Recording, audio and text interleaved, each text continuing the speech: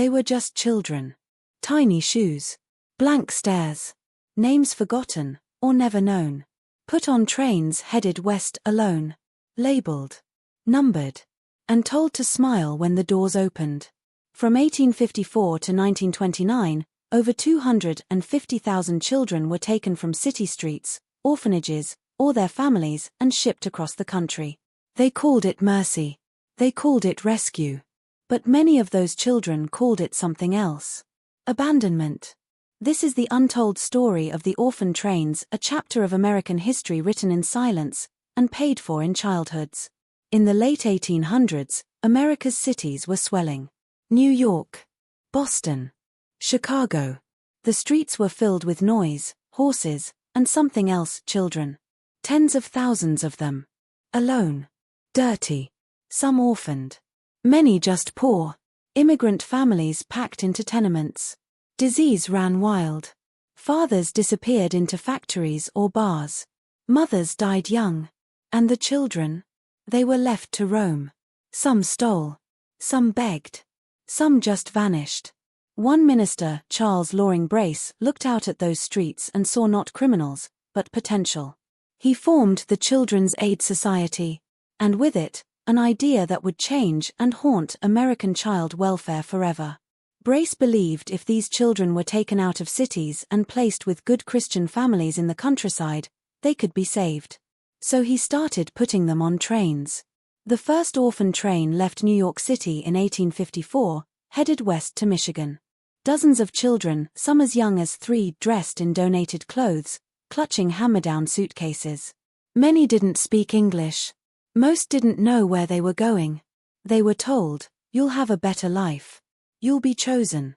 But what did that mean? At each stop along the route, Indiana, Nebraska, Iowa, Missouri, the train doors opened like a traveling auction. Locals gathered. Lined up. Pointed. "That one looks strong. She's a bit too dark. We'll take the boy, he'll work the farm." It was called placing out. But many children described it as being picked like livestock. There were kind families, yes. But there were also farmers looking for free labor. Widows needing housemaids. Men with cruel hands and quiet reputations. There were no background checks. No follow-ups. No accountability.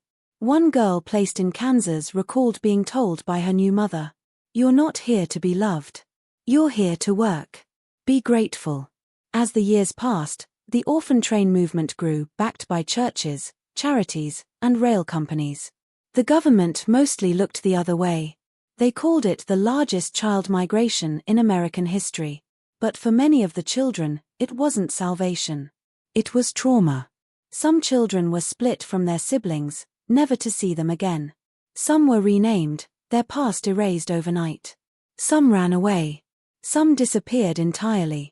And for many, the psychological scars would last a lifetime. They grew up asking, "Who am I? Why was I sent away? Why didn't anyone come back for me?" A boy named Thomas, placed at age 6, later wrote in his journal, "They told me I was lucky. But every night I cried into a pillow that wasn't mine, in a room that never felt like home." By 1929, the orphan trains stopped running. Not because the system changed, but because America had moved on to other policies. Other ways to forget. Today, the story of the orphan trains is barely taught. Most people don't even know it happened. But the children do. Or rather, the adults they became, many in their final years now, still carry the memories. Some were loved. Some found true families. But many more were never adopted, just absorbed into a life they never chose. And yet, through it all, they survived. They became teachers, soldiers, parents, grandparents. Some even returned to New York, to the streets they once walked barefoot, just to remember where they came from. We remember wars. We remember presidents. But do we remember the children? The orphan trains were not just a policy. They were a mirror reflecting who we choose to protect, and who we choose to forget. This is the untold side. Because some stories aren't just lost, they're taken. And when we finally hear them, we see the world differently. If this story moved you, share it. Because remembering is the first step to healing.